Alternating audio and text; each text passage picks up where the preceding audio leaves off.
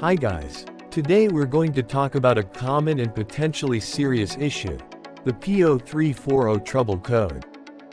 It's important to address this issue as soon as possible because it can be dangerous to continue driving with this code. So, let's dive in and explore what this code means, its symptoms, potential causes, and solutions. Let's get started. The P0340 code is like a little red flag waving to let you know there's a problem with the camshaft position sensor circuit.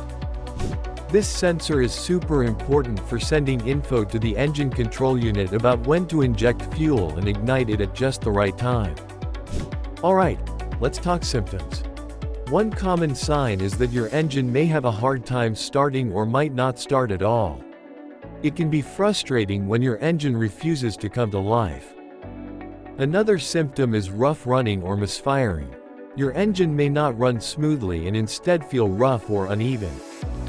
Additionally, there could be a significant loss of engine power. Your vehicle might feel sluggish and unresponsive, lacking the power it used to have. Let's explore the potential causes behind the P0340 code. One possibility is a wire or connector in the camshaft position sensor circuit that could be grounded, shorted, or broken. Another cause could be a failed camshaft position sensor itself. Over time, these sensors can wear out or become faulty.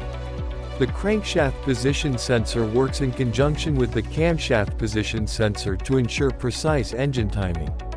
If the crankshaft position sensor is defective, it can affect the camshaft position sensor's performance. Lastly, a defective PCM is also a potential culprit. The PCM is responsible for interpreting sensor data and controlling various engine functions. If it malfunctions, it can generate erroneous codes like P0340. Now, let's move on to the crucial part: the potential solutions for resolving the P0340 code issue. First, visually inspect all the wiring and connectors within the camshaft position sensor circuit.